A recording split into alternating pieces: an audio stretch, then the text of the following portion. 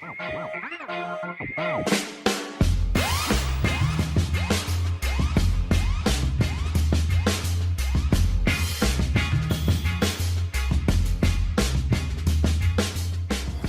alaikum, my name is Ayub Bulat, I'm managing partner at HalalGuide, and I'm welcoming you to HalalGuide's very first vlog series where we invite one of the prominent players within the halal industry who have contributed to the growth of the overall Islamic economy. Today we have Shazad Yunis, who is co-founder at Muzmatch, the app with 600,000 downloads, close to 2 million funding. They did an incredible job, and if you'd like to learn more about them, stay on and join our lunch. Assalamu alaikum. Walaikum. Thank you, Ayub, for having me here. Yeah, thank you very much for making this. We are at Maedah Grill, and Maedah Grill is HalalGuide's partner. Really nice atmosphere, so they agreed to host us here. Perfect. And let's enjoy our platter mixed. You first. You're the host. I'm the host, so let me look after you. Yes. Thank you very much for having us here. Can you, Brother Mahbub, introduce yourself? Yeah. My name is Mahbub Rahman. I am head of operation at Maedah Grill. And thank you very much for coming along to interview us and see our facility at Maedah Grill. Yeah, thank you very much. This is one of the busiest Turkish restaurants in London, and we'd like to know what's the secret keeping this atmosphere right, to making this atmosphere right. Sure. When you say atmosphere, it's important that who is your target market. Our target market is local community, because mostly local people come in here. And when we refer to the local community, mostly Muslim brothers and sisters. When the Muslim sisters come in here, they want to eat in what's called the segregated area. We have the facility. We also have the private dining space and room for the family to dine together. And then of course we have a big dining facility for a birthday party, marriage party, or other family gathering, or any other occasion.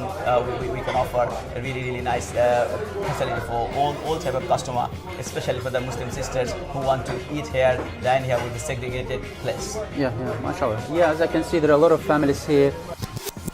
Can you please introduce yourself to our audience? Yeah, of course. So I'm Shazad Yunis, founder, CEO of Muzmatch. So for some people, what is Muzmatch, they might be asking. Muzmatch essentially is an app for Muslims looking to find a partner. As simple as that. So for any Muslim around the world, if you're looking to get married, you're looking for your life partner, we're a free app that you can download, and you can find other single Muslims who are thinking along exactly the same lines. They're equally trying to find their partner. It's a really slick, really modern, really fun app that makes it really easy to actually find your partner. So you can search along religious lines, you can search for exactly what you're looking for, and like I said, it's completely free. So you can use the app, you can find someone, you can match, and you can chat completely free. And alhamdulillah, in the last three and a half years, we now have over 600,000 members worldwide. Over 15,000 people have actually found their partner on the app.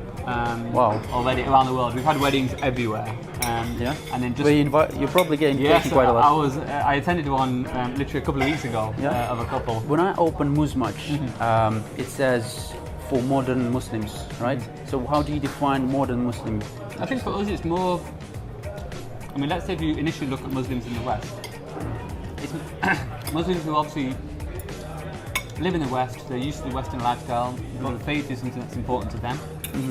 They care about their religion, they care about their faith, and they want to find someone who is on the same lines, someone who thinks the same way, someone who's used to the environment, someone who equally cares about their faith, and want to find someone in the right way. And that's the important thing for us. So I think for us, how we would say the modern Muslim. By modern we just mean the young generation who are coming through, and themselves are trying to figure out this dynamic of being a Muslim in the West and juggling everything that we find here. So what features do you have specifically to cater Muslims, as opposed to having the generic, let's say, marriage or dating app for mainstream? Yes. So what are specific features do you have within Muzmatch? I think probably the primary feature is the element of privacy. So you can use the app, but at the same time you can be completely private. Because we get, especially more so for women than men, but equally for men as well, there still is an element of a taboo or a stigma of being out there, trying to find a partner and letting everyone know. And it's strange because you don't want to be seen to be out there, but at the same time you want everyone to know that you're single and looking, because people will suggest people to you. So that always makes it tricky. So for us the privacy element is so important, and that's something that we've factored in from the beginning. But not only that, the way we help you find your partner. So throughout the app, you can search along. You know, we have a kind of a slider of how you would describe yourself religiously, or how often you pray, or what's really important to you along religious lines. So you can really search for exactly what it is that you're looking for, which you can't necessarily do on other apps. Okay, so the factor of religion is a key across all aspects, across all features within the app, right? Okay. Is it required? Is it compulsory to have an image of the person? It is, but that image can be private. So for us, one thing that we've done that nobody else was doing was we went really big on the privacy element, but not only the privacy, the security side of things as well. So on our app, everybody is verified. So everybody takes a selfie, and we make sure, does that selfie match up with the photos they've supplied? Okay. And does all the other information on the profile match up as well? So that's just for the verification. That's just for the verification thing. So for us, obviously, for us to detect any fake accounts or spam accounts, we need to know that this is a real person and this is who the person is. But like I said, the person can be completely private, so they control who sees them. So they're always in full control over who basically sees their face. So you can really maintain your privacy and anonymity on our app. And you don't have to use a real name either. You can use a nickname, that's totally fine. So your restaurant is HMC certified. Attributes such as this, why is it important to incorporate for a restaurant? Yeah, I mean, it's very, very important for the Muslim customers who believe in that, what is called we need to eat the halal food. And when someone says, meat needs to be halal. And when someone says that it's called we are offering halal food, halal meat, and someone saying I'm offering HMC certified halal food, is a big difference, because when someone says halal, anyone may not monitor. But when you say what is called the HMC certified, you can be assured that on a regular basis the HMC officers coming along and checking their quality of the meat we are offering and the source of the meat we are offering. What it means that you can be 100% sure that this meat is halal, and it is very important to the customers who believe in and have faith in eating halal meat. Absolutely, yeah. What sets Maedah Grill apart from other Turkish restaurants?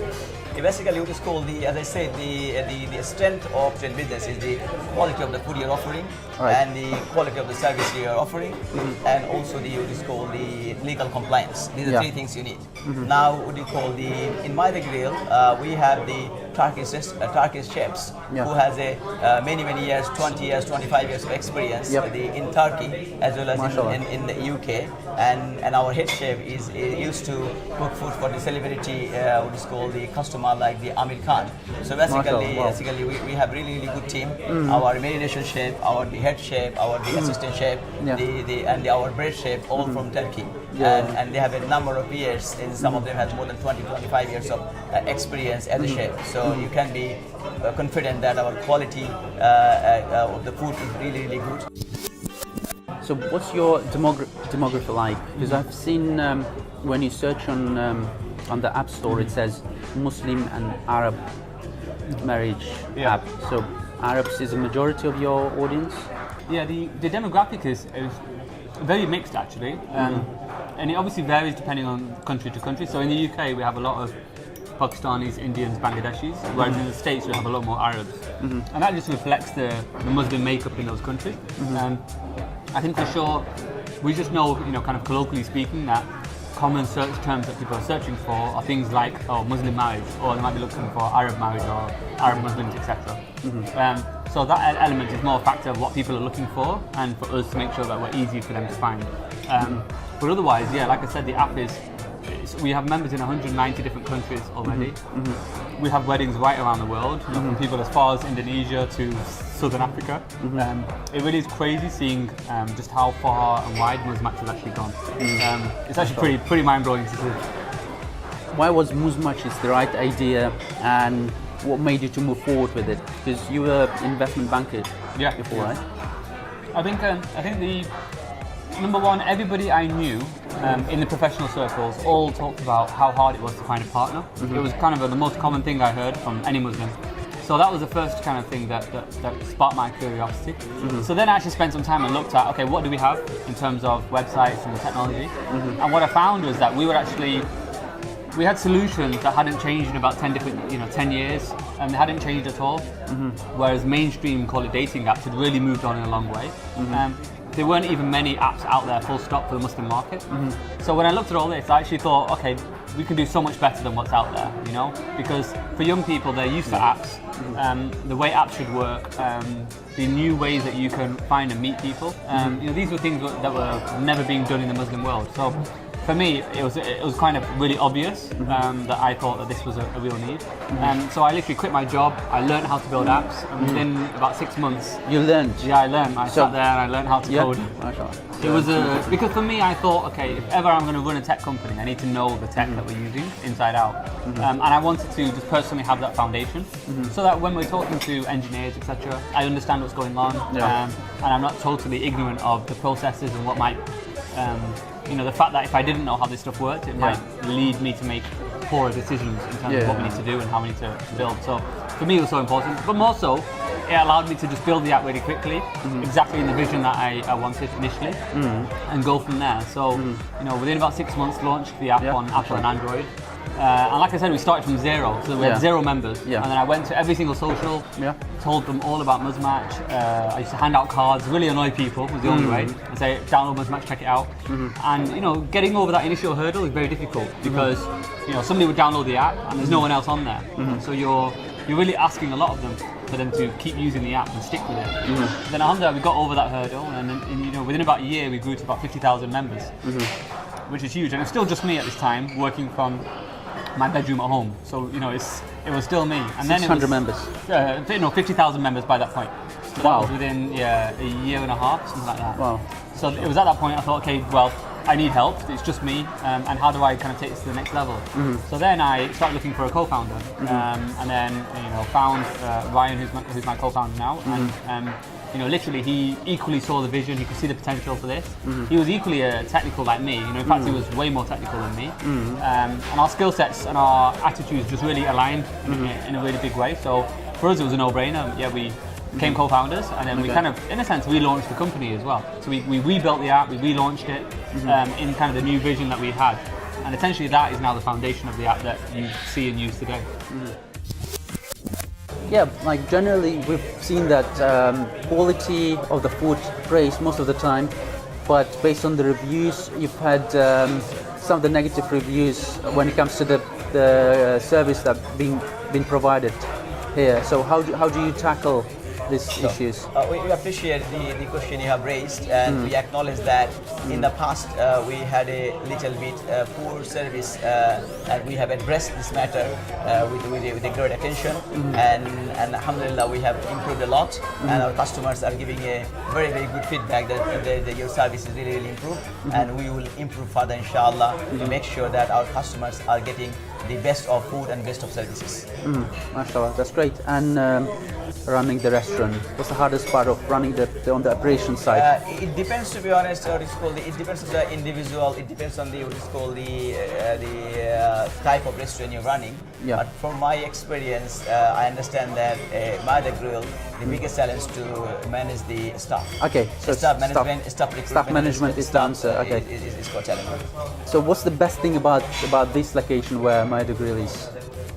The best thing, I think we already covered this issue, that our main most of the customer is local Muslim customers, and there is a big mosque just across the road, the Islamic mosque. Islamic mosque and this is an advantage for this location, and also it is very near to the city.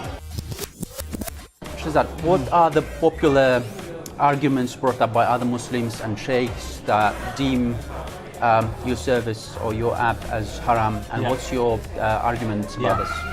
Good question. I mean, to be honest, I have to admit, when we first launched this, I expected more, call it, not backlash, but negative sentiment around it. Because obviously, when people talk about marriage, and specifically when they talk about finding someone online, people obviously have the assumption of what they see with mainstream non-Muslim services and think that it equally applies to the Muslim world, where it doesn't.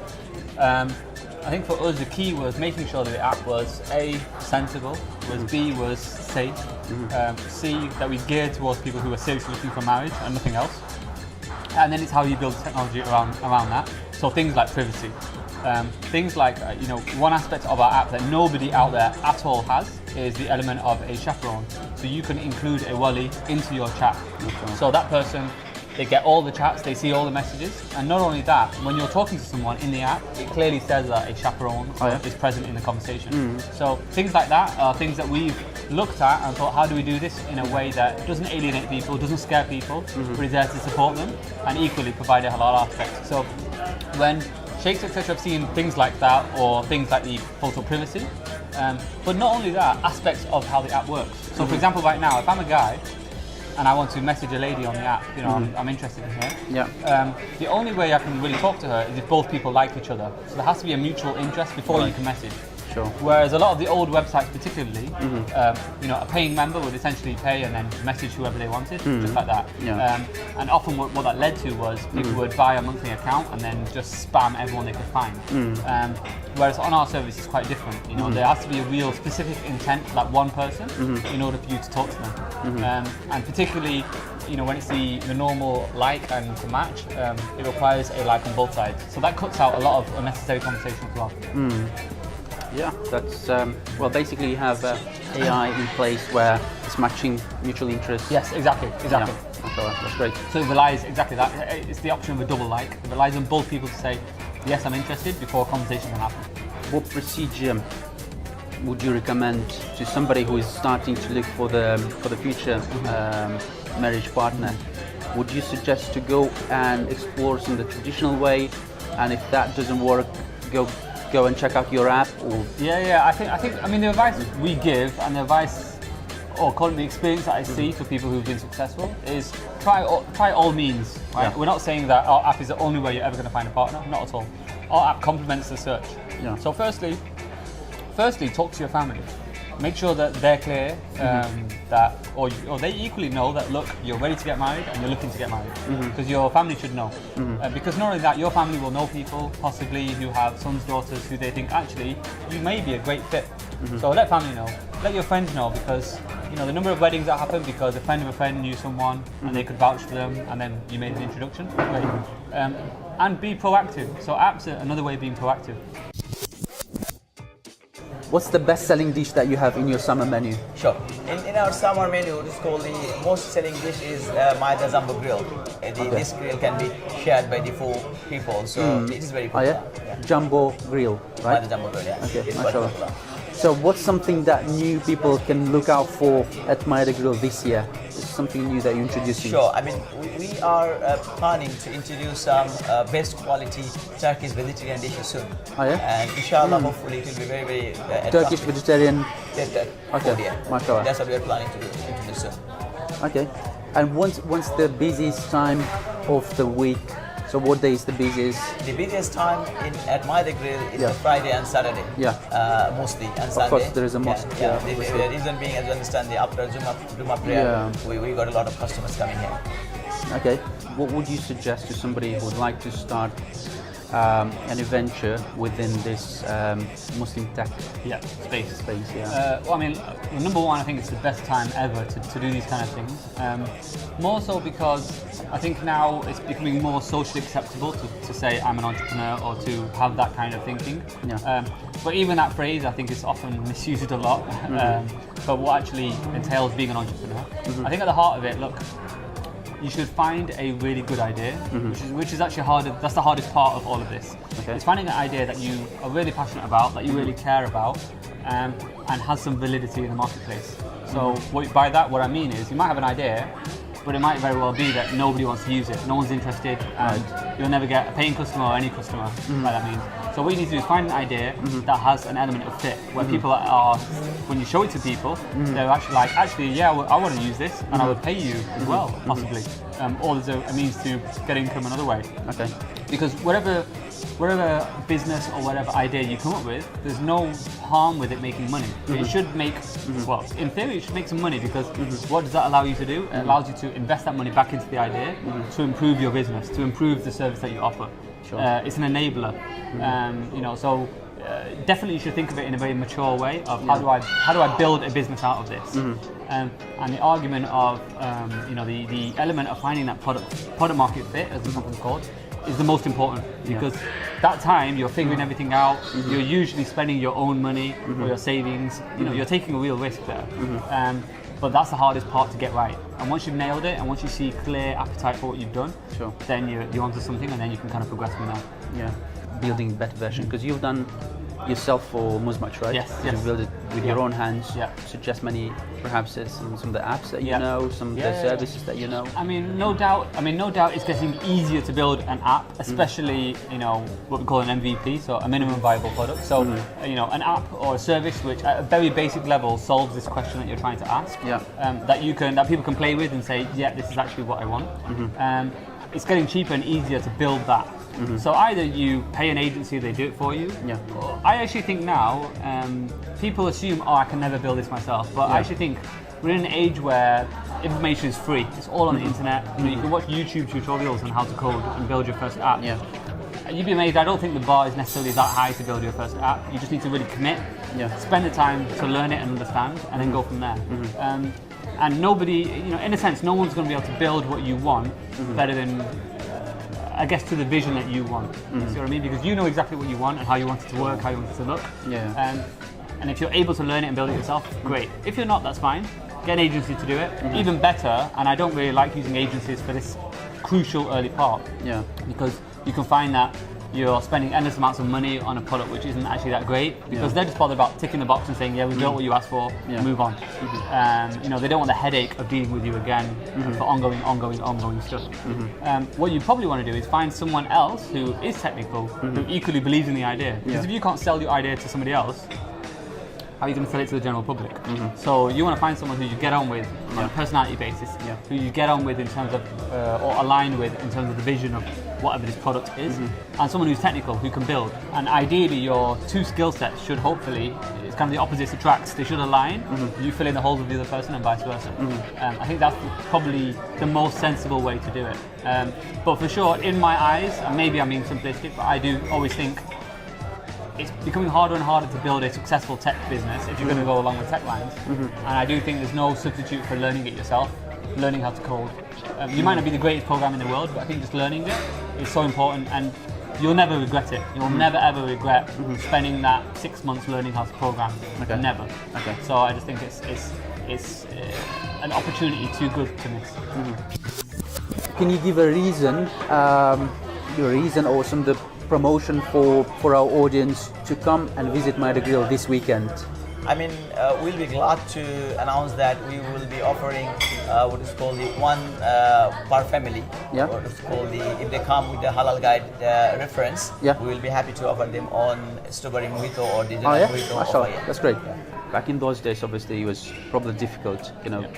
It was the beginning of the massive project that you are undertaking, and you had hard time. So what was the biggest support system during that early stages? I think, alhamdulillah, generally speaking, I look back at the journey so far, it's been hard, no doubt.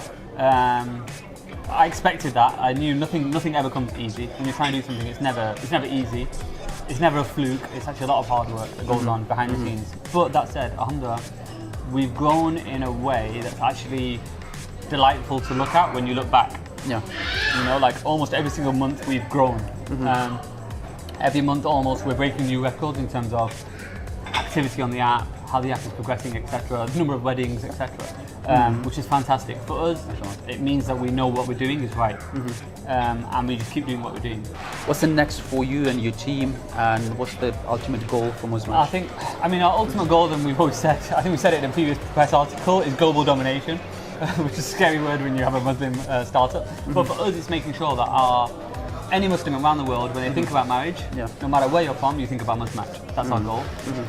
So hence why a big focus that and a big project that we just finished internally was translating the app into 13 different languages. Wow. Alhamdulillah, we're live in 9 different languages right now. We'll have the rest in a couple of weeks. And what's great is actually we did this whole project literally with the support and help of our Muzmatch users in those countries. So we had users who helped us translate the app. So we did all of that work and then put it into the app, which I think just reflects the way we operate. We do treat this as a community. How can we do things together? How can the community help and also guide what we're building? Because this is a product that serves people and it helps people. And for us it's important, and it's amazing that people can actually contribute to this as well. And how about how about yourself? Like, how do you give back to the community? Good question. I think for us, I mean, me on a very personal level, at least every year, once a year, I try and do something to raise money for something, whatever cause. So, that's great. you know, recently actually, both myself and my co-founder, we cycled from Cambridge to London. Oh yeah. And it was like 29 degrees heat. It was, wow. It was in 65 miles, I think it was. It was hard work. You know, we both never cycled that far before. It was pretty intense, but alhamdulillah, we did that. We've already raised about, I think it's about $10,000 right now. Wow. And then the whole team in a couple of weeks. So you're still on? Still on, yeah.